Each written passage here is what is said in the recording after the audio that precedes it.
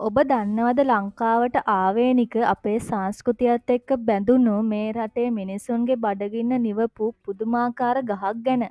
අද අපි බලමු මේ වීඩියෝ එකෙන් අන්න ඒ ගහ ගැන විස්තර. දකුණු සහ ගිනිකොන දිග ආසියාවට ආවේනික වූ ශාකයකි.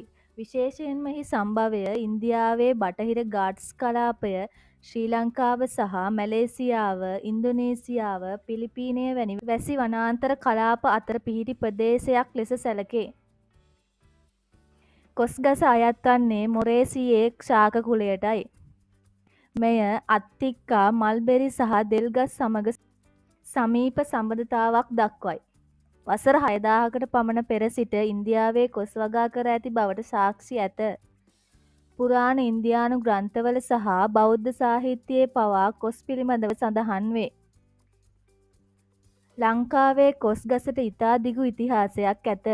මහාවංසයේ පවා ක්‍රි.පූර්ව 4 වන සියවසේ තරම් ඈත අතීතයේදී ලංකාවේ කොස් තිබූ බව සඳහන් වේ.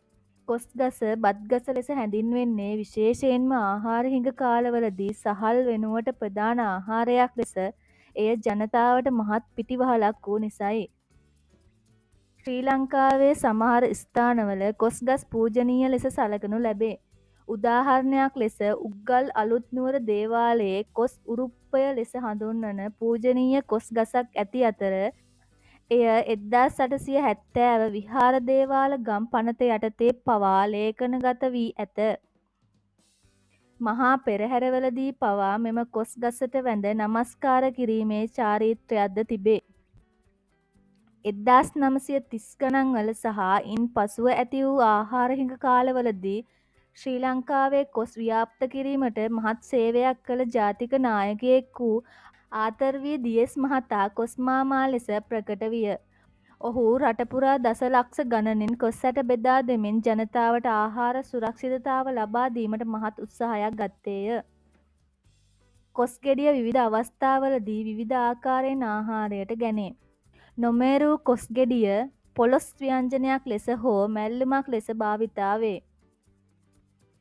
මදක් මේරු කොස් ව්‍යංජනයක් ලෙස ආහාරයට ගනී. හොඳින් ඉදුණු කොස් ගෙඩිය වරක හෝ වැල රසවත් පළතුරක් ලෙස හෝ අතුරුපසයක් ලෙස භාවිතා වේ. කොස් ගසෙන් ලැබෙන දැව ඉතා ශක්තිමත් හා කල්පවතින බැවින් ගෘහ භාණ්ඩ ඉදිකිරීම් සහ වෙනත් අරමුණු සඳහා යොදා ගැනේ. සමස්තයක් ලෙස කොස් ගස දකුණු සහ ගිනිකොන දිග ආසියාවේ විශේෂයෙන්ම ශ්‍රී ලංකාවේ ආහාර සුරක්ෂිතතාවට, ආර්ථිකයට සහ සංස්කෘතියට විශාල දායකත්වයක් ලබා දුන් ඓතිහාසික වශයෙන් වැදගත් ශාකයකි.